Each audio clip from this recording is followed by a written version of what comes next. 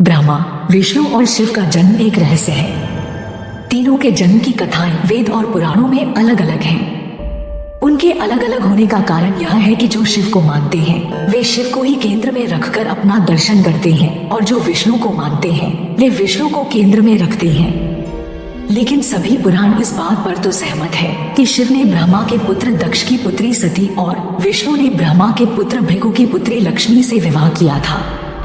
ऐसे में सभी तरह की अलंकारिक और श्रृंगारिक कथाओं के रहस्य को समझना जरूरी है। भगवान शिव का जन्म कैसे हुआ? अलग अलग पुराणों में भगवान शिव और विष्णु के जन्म के विषय में कई कथाएं प्रचलित हैं। शिव पुराण के अनुसार भगवान शिव को स्वयंभू माना गया है, जबकि विष्णु पुराण के अनुसार भगवान विष्णु स्वयंभू हैं। शिव पुराण के अनुसार एक बार जब भगवान शिव अपने टखने पर अमृत मल रहे थे तब उससे भगवान विष्णु पैदा हुए, जबकि विष्णु पुराण के अनुसार ब्रह्मा भगवान विष्णु की नाभिक मल से पैदा हुए, जबकि शिव भगवान विष्णु के माथे के तेज से उत्पन्न हुए बताए गए हैं। विष्णु पुराण के अनुसार माथे के तेज से उत्पन्न होने के कारण ही शिव हमेशा योग मुद्रा में रहते हैं। शिव के जन्म की कहानी हर कोई जानना चाहता है। श्रीमद् भागवत के अनुसार एक बार जब भगवान विष्णु और ब्रह्मा अहंकार से अभिभूत हो स्वयं को श्रेष्ठ बताते हुए लड़ रहे थे, तब एक जलते हुए खंभे जिसका कोई भी ओर छोर ब्रह्मा या विष्णु नहीं समझ पाए से भगवान शिव प्रकट हुए। शिव का बाल रूप यदि किसी का बचपन है तो निश्चित ही जन्म भी होगा और अंत भी। विष्णु पुराण में शिव के बाल रूप का वर्णन मिलता है। इसके अनुसार ब्रह्मा को एक बच्चे की जरूरत थी। उन्होंने इसके लिए तपस्या की। तब अचानक उनकी गोद में रोते हुए बालक शिव प्रकट हुए। ब्रह्मा ने बच्चे से रोने का कारण पूछा तो उसने बड़ी मासूमियत से जवाब दिया कि उसका नाम ब्रह्मा नहीं है, इसलिए वह रो रहा है। तब ब्रह्मा ने शिव का नाम रुद्र रखा, जिसका अर्थ होता है रोने वाला। शिव तब भी चुप नहीं हुए, इसलिए ब्रह्मा ने उन्हें दूसरा नाम दिया, पर शिव को वह नाम पसंद नहीं आया और वे फिर भी चुप नहीं हुए। इस तरह शिव को चुप कराने के लिए ब्रह्मा ने 8 नाम दिए और शिव 8 नामों रुद्र, शर्व, भाव, उग्र, भीम, पशुपति, ईशान और महादेव से जाने गए। शिव पुराण के अनुसार ये नाम पृथ्वी पर लिखे गए थे। ऐसे प्रकट हुए शिव जी। शिव के इस प्रकार ब्रह्मा पुत्र के रूप में जन्म लेने के पीछे भी विष्णु पुराण की एक पौराणिक कथा है। इसके अनुसार जब धरती, आकाश, पाताल समेत पूरा ब्रह्मांड जलमग्न था, तब ब्रह्मा, विष्णु और महेश, शिव के सिवा कोई भी देव या प्राणी नहीं था। तब केवल विष्णु ही जल सतह पर अपने शेषनाग पर लेटे नजर आ रहे थे। तब उनकी नाभि से कमल नाल पर ब्रह्मा जी प्रकट हुए।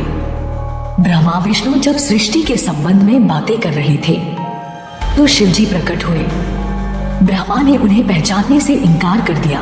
तब शिव के रूठ जाने के भय से भगवान विष्णु ने दिव्य दृष्टि प्रदान कर ब्रह्मा को शिव की याद दिलाई। ब्रह्मा को अपनी गलती का एहसास हुआ और शिव से क्षमा मांगते हुए उन्होंने उनसे अपने पुत्र रूप में पैदा होने का आशीर्वाद मांगा।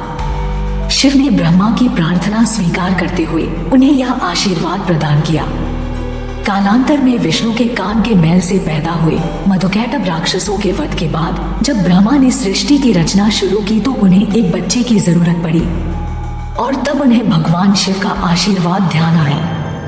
अतः ब्रह्मा ने तपस्या की और बालक शिव बच्चे के रूप में उनकी गोद में प्रकट हुए। शिव जी का पहला अवतार कौन? भगवान शिव का विवाह ब्रह्मा के पुत्र दक्ष की पुत्री सती से हुआ था। एक बार दक्ष ने एक विशाल यज्ञ का आयोजन किया, लेकिन उन्होंने शिव व सती को निमंत्रित नहीं किया।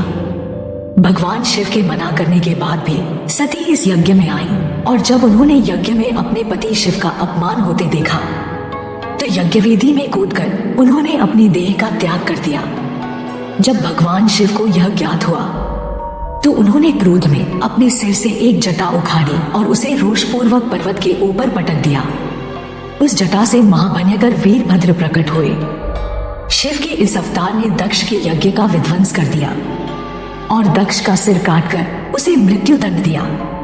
बाद में देवताओं के अनुरोध करने पर भगवान शिव ने दक्ष के सिर पर बकरी का मुंह लगाकर उसे पुनः जीवित कर दिया। वीरभद्र के अलावा शिव के 18 और अवतार हुए हैं, जिनके नाम इस प्रकार हैं: पिप्पलाद, नंदी, भैरव, अश्वत्थामा, शर्भावतार, गृहपति, दुर्वासा, हनुमान, वृषभ, यतिनाथ, कृष्ण दर्शन, अवधूत, भिक्षुवर्य, सुरेश्वर, किरात, सूत नर्तक, ब्रह्मचारी और यक्ष। अनादि और अनंत अग्नि स्तंभ की घटना। इस संदर्भ में एक कथा है कि एक बार ब्रह्मा और विष्णु में श्रेष्ठता को लेकर विवाद होने लगा। दोनों निर्णय के लिए भगवान शिव के पास गए। विवाद का हल निकालने के लिए भगवान शिव साकार से निराकार रूप में प्रकट हुए। शिव का निराकार रूप अग्नि स्तंभ के रूप में नजर आ रहा था। ब्रह्मा और विष्णु दोनों इसके आदि और अंत का पता लगाने के लिए चल पड़े।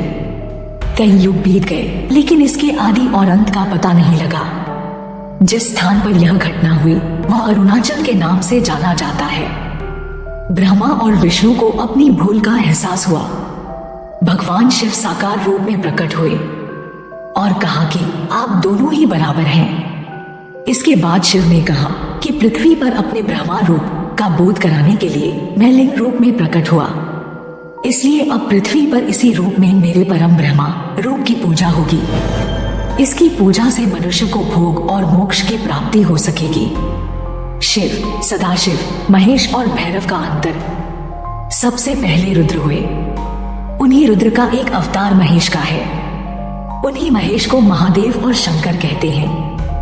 वे शिव अर्थात ब्रह्मा के समान होने के कारण शिव कहलाए। हालांकि शिव उनका नाम नहीं है। रुद्रावतार में से एक भैरव है। शिव से भी बढ़कर सदाशिव की महिमा का वर्णन पुराणों में मिलता है। ब्रह्मा, विष्णु और महेश का पिता कौन? सदाशिव को ब्रह्मा, विष्णु और महेश आदि का पिता माना गया है। सदाशिव की शक्ति को प्रधान प्रकृति कहा गया है, जो बाद में अंबा नाम से प्रसिद्ध हुई। वह शक्ति अंबिका, पार्वती या सती नहीं कही गई है। उसको प्रकृति, सर्वेश्वरी, त्रिदेव जननी, ब्रह्मा, विष्णु और महेश की माता, नित्या और मूल कारण भी कहते हैं। सदाशिव द्वारा प्रकट की गई उस शक्ति की 8 भुजाएं हैं। पराशक्ति जगत जननी, वह देवी नाना प्रकार की गतियों से संपन्न है और अनेक प्रकार के अस्त्र शक्ति धारण करती है। वैदिक काल के रुद्र और उनके अन्य स्वरूप तथा जीवन दर्शन को पुराणों में विस्तार मिला। वेद जिन्हें रुद्र कहते हैं, पुराण उन्हें शंकर और महेश कहते हैं। वराह काल के पूर्व के कालों में भी शिव थे। उन कालों की शिव की गाथा अलग है। देवों के देव महादेव, देवताओं की दैत्यों से प्रतिस्पर्धा चलती रहती थी। ऐसे में जब भी देवताओं पर घोर संकट आता था तो वे सभी देवाधिदेव महादेव के पास जाते थे। दैत्यों, राक्षसों सहित देवताओं ने भी शिव को कई बार चुनौती दी, लेकिन वे सभी परास्त होकर शिव के समक्ष झुक गए। इसीलिए शिव है देवों के देव महादेव। वे दैत्यों, दानवों और भूतों के भी प्रिय भगवान हैं। शिव के धर्म और ज्ञान का प्रचार संपूर्ण धरती पर शिव का ही धर्म प्रचलित है। आदिदेव शिव और गुरु दत्तात्रेय को धर्म और योग का जनक माना गया है। शिव के 7 शिष्यों ने ही शिव के ज्ञान और धर्म को संपूर्ण धरती पर प्रचारित किया। कहते हैं कि शिव ने ज्ञानियों की पहली शिक्षा अपनी पत्नी पार्वती को दी थी। दूसरी शिक्षा जो योग की थी, उन्होंने केदारनाथ में कांति सरोवर के तट पर अपने पहले 7 शिष्यों को दी थी। उन्हें ही सप्तऋषि कहा गया, जिन्होंने योग के अलग अलग आयाम बताए और ये सभी आयाम योग के 7 मूल स्वरूप हो गए। आज भी योग के ये 7 विशिष्ट स्वरूप मौजूद हैं। इन सप्तऋषियों को विश्व की अलग अलग दिशाओं में भेजा गया, जिससे वे योग के अपने ज्ञान को लोगों तक पहुंचा सकें। कहते हैं कि एक को मध्य एशिया, एक को मध्य पूर्व एशिया व उत्तरी अफ्रीका, एक को दक्षिण अमेरिका, एक को हिमालय के निचले क्षेत्र में, एक ऋषि को पूर्वी एशिया, एक को दक्षिण में भारतीय उपमहाद्वीप में भेजा गया और एक आदि योगी के साथ वहीं रह गया। अगर उन इलाकों की संस्कृतियों पर गौर किया जाए तो आज भी इन ऋषियों के योगदान के चिन्ह वहां दिखाई दे जाएंगे। शिव ने बसाई थी यह धरती आज से 15 से 20 हजार वर्ष पूर्व वराह काल की शुरुआत में, जब देवी देवताओं ने धरती पर कदम रखे थे, तब उस काल में धरती हिमयुग की चपेट में थी। इस दौरान भगवान शंकर ने धरती के केंद्र कैलाश को अपना निवास स्थान बनाया। विष्णु ने समुद्र को और ब्रह्मा ने नदी के किनारे को अपना स्थान बनाया था। पुराण कहते हैं कि जहां पर शिव विराजमान है उस पर्वत के ठीक नीचे पाताल लोक है, जो भगवान विष्णु का स्थान है। शिव के आसन के ऊपर वायुमंडल के पार क्रमश स्वर्गलोक और फिर ब्रह्मा जी का स्थान है, जबकि धरती पर कुछ भी नहीं था। इन तीनों से सब कुछ हो गया।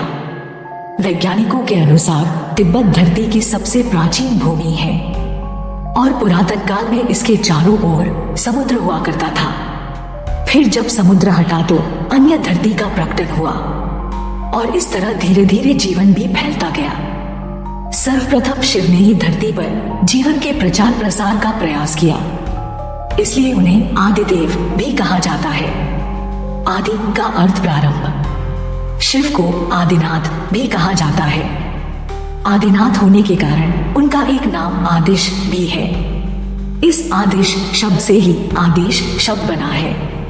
नाथ साधु जब एक दूसरे से मिलते हैं तो कहते हैं आदेश। शिव के अलावा ब्रह्मा और विष्णु ने संपूर्ण धरती पर जीवन की उत्पत्ति और पालन का कार्य किया। सभी ने मिलकर धरती को रहने लायक बनाया और यहाँ देवता, दैत्य, दानव, गंधर्व, यक्ष और मनुष्य की आबादी को बढ़ाया।